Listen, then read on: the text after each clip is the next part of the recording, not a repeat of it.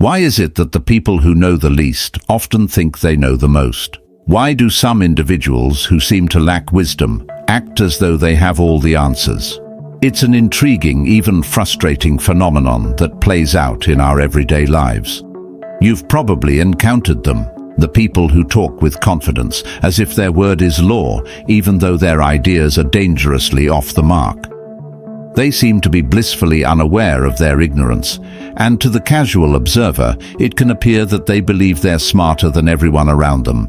But here's the kicker: they're not as stupid as they seem. In fact, they might be playing a much more sophisticated game than we give them credit for. What if I told you that this very idea was something Niccolo Machiavelli, one of history's most cunning political minds, understood better than anyone? Machiavelli lived in a world full of power struggles, betrayals, and shifting allegiances.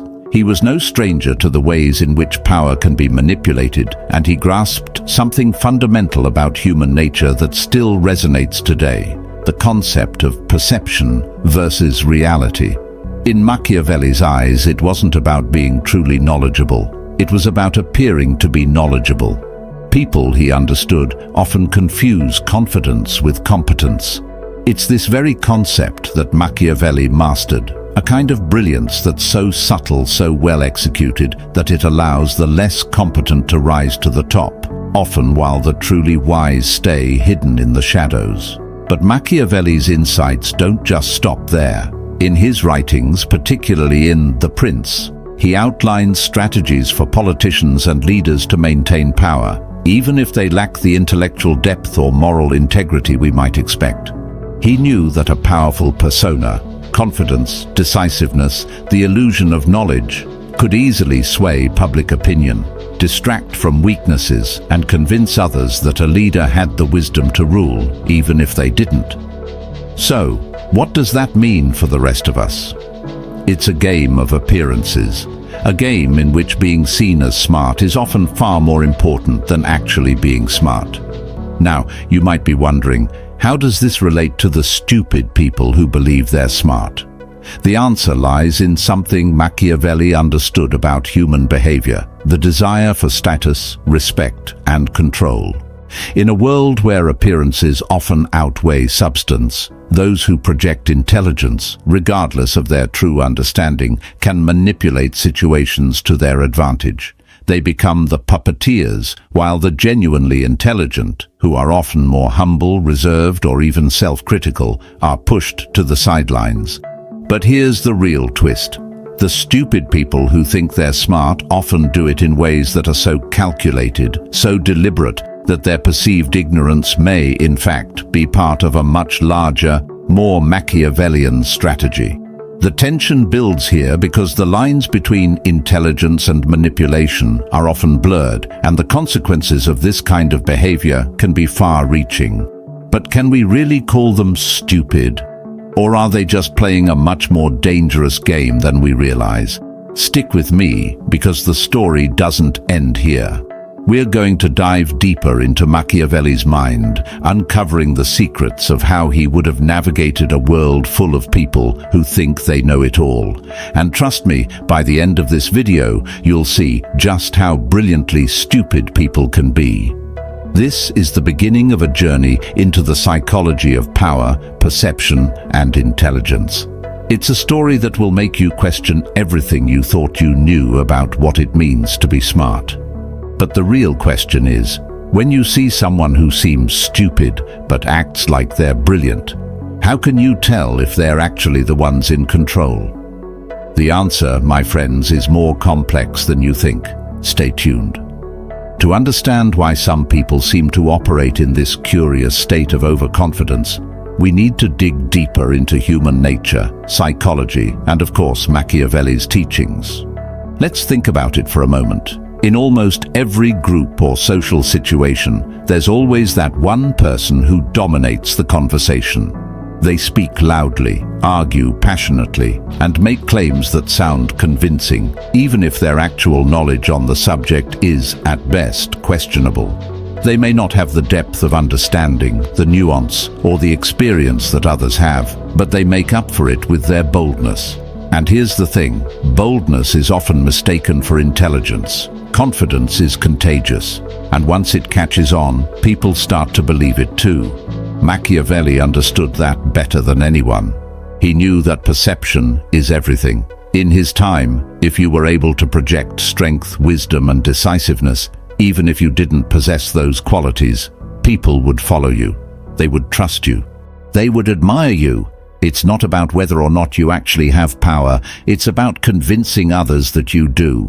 And it's a game that works. It works in politics. It works in business. And it even works in our day-to-day interactions. This brings us back to those stupid people who think they're smart. The key to their success is their ability to create that illusion of knowledge, to spin a narrative so believable that others can't help but buy into it. But where does this all come from? Why do they do it? At the core of this behavior lies one undeniable truth. They crave validation. The truth is, most people are driven by a desperate need for approval and respect. It's a need that can sometimes overshadow their desire for genuine wisdom or truth. By projecting confidence, they gain the validation they desperately seek. They might not know the intricate details, the deeper context, or the nuanced truths of what they're talking about, but they know how to make it sound convincing. And let's not forget the fear of looking foolish. In a world where everyone is constantly trying to prove their worth, the last thing anyone wants is to be exposed as uninformed. So the stupid people who believe they're smart, well, they've learned how to mask their insecurity. They wear their ignorance like armor, and in doing so, they turn it into power. But here's where things get complicated, because it's not always clear who is playing the game and who is just getting swept up in it. And that's where Machiavelli's genius comes in. The line between intelligence and manipulation can be razor thin. As we explore further, we'll see how this principle plays out in real life, how people who project intelligence and authority are often the ones who shape the narrative, while those with real knowledge are quietly overlooked. But is this really a fair game? How long can the illusion hold? As the layers of this complex game begin to peel away, we're left to wonder, how long can the facade last? The people who think they're smarter than they really are, the ones who weave webs of deception with their words, always face the same lurking question: what happens when the truth finally emerges? There's always a tipping point, a moment when the illusion falters, and those who have been duped start to question everything. It's an uncomfortable tension that's built into the very fabric of human interaction. Take a moment to think about those situations you've witnessed, whether in the workplace, school, or in social groups, when someone who lacks knowledge confidently dominates the conversation. They speak with authority, never hesitating, always ready to offer their opinion as fact. At first, people listen. At first, they buy into it. But then, cracks begin to appear. Their ideas don't add up. Their solutions fall apart when you dig deeper.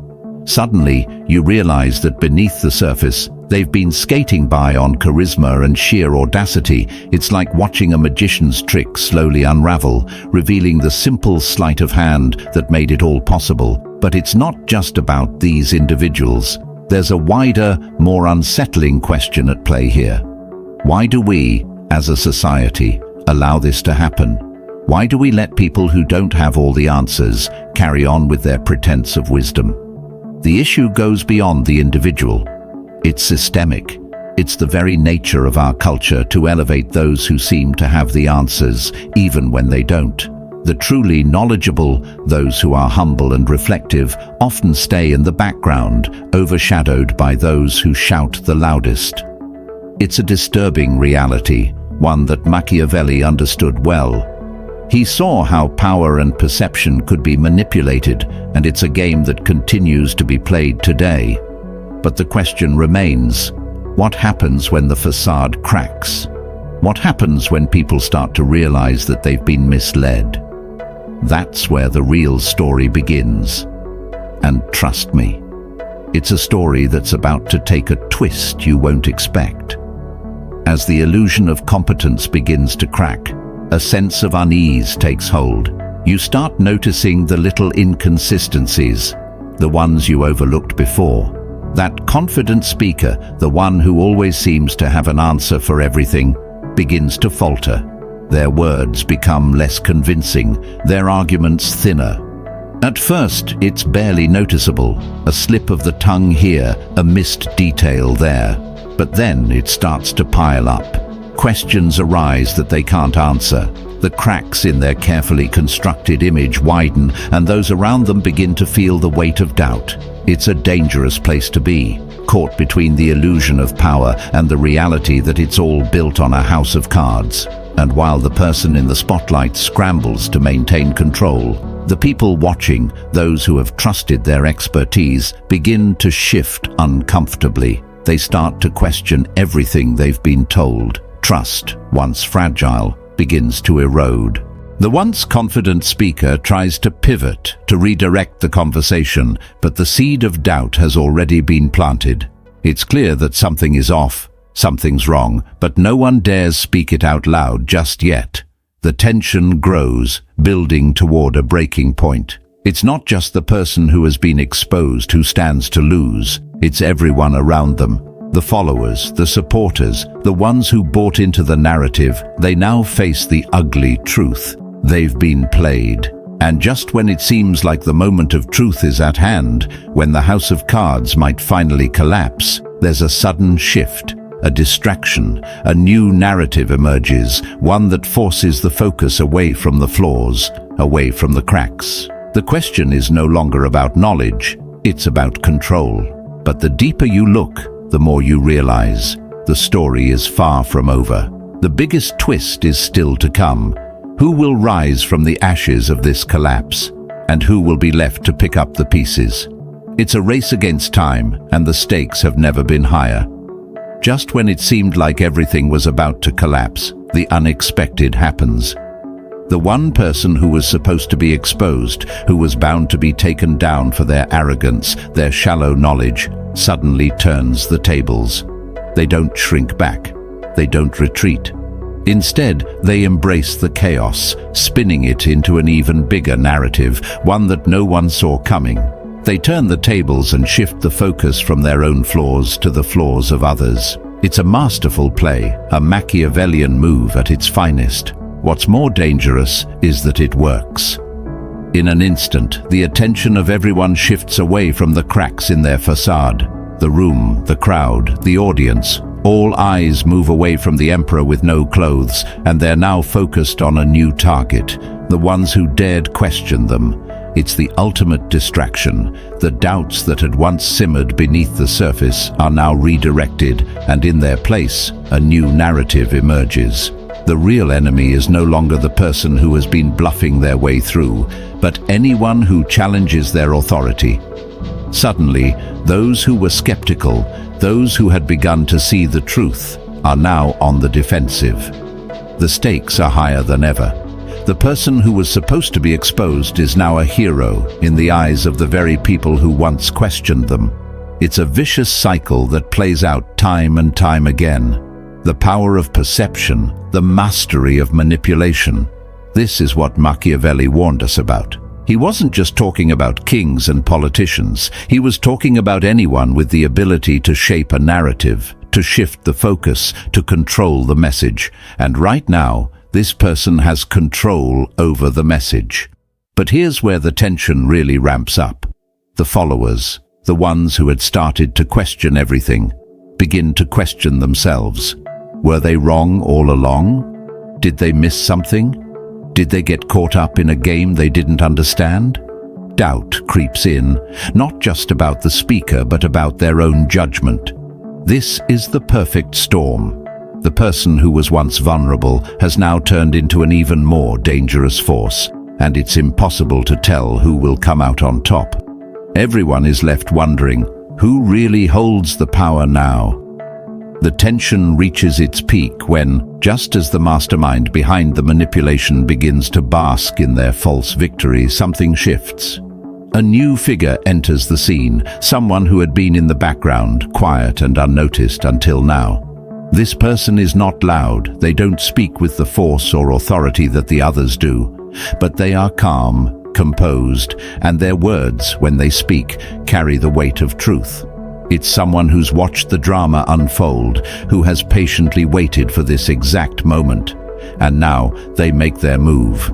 This person, unlike the one who has been playing the game of perception, doesn't need to convince anyone of their intelligence. They don't need to put on a show or build a narrative. Their credibility speaks for itself. Slowly, but with absolute certainty, they start to expose the cracks, the lies, the manipulations. It's not a flashy reveal. It doesn't need to be. The truth doesn't need to be screamed. It only needs to be revealed, one piece at a time, in a way that's undeniable. They pull back the curtains of deception, and what they show is so clear, so simple, that no one can argue with it. But here's where the twist comes. Just when everyone thinks the story is over, when they believe they've witnessed the end of the illusion, a shocking truth comes to light. The person who has been exposing the manipulations wasn't who they appeared to be either. In fact, they had been playing the same game all along. Their quiet presence, their seemingly humble demeanor, had been a carefully crafted mask as well. They were never just a bystander, they were always a participant in the larger scheme. The entire confrontation, the entire build-up, had been an elaborate chess match, with multiple players moving pieces behind the scenes. This revelation sends shockwaves through the room. It's a full-circle moment, one that leaves everyone questioning their own beliefs, their own assumptions. Who can we trust? Who has been playing us all along? The lines between truth and manipulation blur once more, and the game continues. This time with an even greater understanding of the stakes involved. No one truly knows who's winning, and perhaps that's the scariest part. What we thought was the end turns out to be another beginning, another chapter in a much larger game that's far from over. As the final revelation settles in, the room falls silent. The truth about the manipulator, the one who had pulled all the strings, begins to sink in, but it's no longer as simple as who was in control. The real lesson starts to unfold, not just about who was playing the game, but about the game itself. The truth, however inconvenient, is that in this world, perception often trumps reality. People rise and fall based on how they're perceived, not necessarily on the substance they offer. It's a bitter truth, but one we all know deep down. As the crowd reflects on the chaos that just unfolded, something unexpected happens. The manipulator who had once been exposed doesn't seem defeated. In fact, they've learned from their own fallibility. There's no arrogance left in them now, only the quiet awareness of how powerful a tool perception can be. They don't try to regain control by force or lies. Instead, they embrace the truth about their own flaws, about the game they played, and about how far they pushed the boundaries. They stand there, a humbling example of the very thing they had once used against others. But it's the final twist that gives this story its true resolution. The quiet observer, the one who had exposed all the lies, steps forward and speaks softly, but their words cut through the room like a knife. They tell the crowd something simple, yet profound. We've all been part of this. We've all let the game play out for too long, and in doing so, we've lost sight of what really matters. In that moment, the game ends. Not because someone was exposed, but because everyone realized they had been playing it all along. The illusion was never about one person's power. It was about all of them, caught in the same web of manipulation. The lesson here is clear. The game of perception, of manipulation, doesn't have one winner. It's a cycle that continues as long as people allow it. The only way to break free is to stop playing altogether. It's a truth that we can all take with us. Power doesn't come from how others perceive us, but from our ability to see through the illusion and stay true to who we really are. And so, the game comes to an end, at least for now. But the stakes remain high, and the players, perhaps wiser, are left to wonder, Who will rise above the illusion next?